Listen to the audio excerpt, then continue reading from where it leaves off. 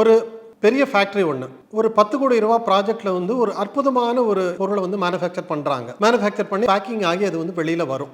அதில் இது எல்லாமே கம்ப்ளீட்லி ஆட்டோமேஷன் பண்ணப்பட்ட ஃபேக்டரி. இது ஒரு 100 பாக்ஸ் வெளியில் வந்ததுன்னா 100 பெட்டியில் வந்து ஒரு 4 பெட்டி வந்து என்ன ஆகுதுன்னு கேட்டிங்கன்னா பொருள் எல்லாமே வந்து வெளியில் வந்துடுது. ஸோ இதனால என்ன ஆகுதுன்னு கேட்டிங்கன்னா இவங்க பேக் ஆகிடுதுன்னு நினச்சி இது பண்ணி அனுப்புவாங்க. பார்த்தா அது வந்து 100 பாக்ஸில் 4 பாக்ஸ் காலியாக இருந்ததுன்னு கம்ப்ளைண்ட் வரும். இப்போ இதை வந்து எப்படி சரி பண்ணுறதுன்னு அப்படின்னு பார்த்தாங்க. சரி பண்ணுறதுன்னு பார்க்கும்போது டெக்னிக்கல் எக்ஸ்பர்ட்ஸை கேட்கும்போது என்ன கேட்டிங்கன்னா அவங்க ஒரு 4 கோடி ரூபா செலவில் வந்து இதை வந்து சரி பண்ணுறதுக்கு உண்டான ஒரு சஜஷன் ஒன்று கொடுத்தாங்க. அப்போது இதை கேட்டுக்கிட்டு இருந்த அந்த ஃபேக்ட்ரியில் வேலை பார்க்கக்கூடிய ரொம்ப வருஷமாக வேலை பார்க்கக்கூடிய ஒரு வயசான ஒருத்தர் சொன்னார், நான் வந்து ஒரு தீர்வு இதுக்கு நான் சொல்கிறேன். நான் 4 கோடியில் அதுக்கு வந்து செலவு பண்ண வேண்டிய அவசியம் இல்லை, ஆனால் பர்ஃபெக்டாக இது வந்து ஒர்க் அவுட் ஆகும் அப்படின்னாரு. என்ன விஷயம் சொன்னார்னா அவர் அந்த காலிப்பட்டி வருது, அதுக்குள்ள அந்த பொருட்கள் விழுந்து வெளியே வரக்கூடிய ஒரு இடத்துல ஒரு நல்ல ஒரு ஃபேனு ஓட வைக்கும்போது அந்த ஃபேன் என்ன பண்ணும், அந்த பெட்டிக்குள்ள பொருள் இருந்ததுன்னா பெட்டி வந்து அப்படியே நகர்ந்து வந்து கன்வேயர் பெல்ட்ல அடுத்ததுக்கு போயிடும் லேபிள் பண்றதுக்கு. அதே இது பெட்டி வந்து காலிப்பட்டியா இருந்தா என்ன பண்ணும்,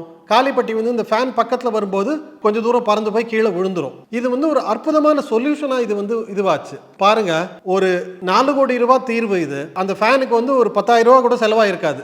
அந்த ஃபேனை வச்சு இது பண்ணும்போது இந்த பிரச்சனை வந்து அவங்க வந்து சால்வ் பண்ணாங்க. அது போன்ற ஒரு ரொம்ப சக்தி வாய்ந்த ஆற்றல் வாய்ந்த ஒரு முறை தான் வந்து ஏஎல்பி ஜோதிடம்.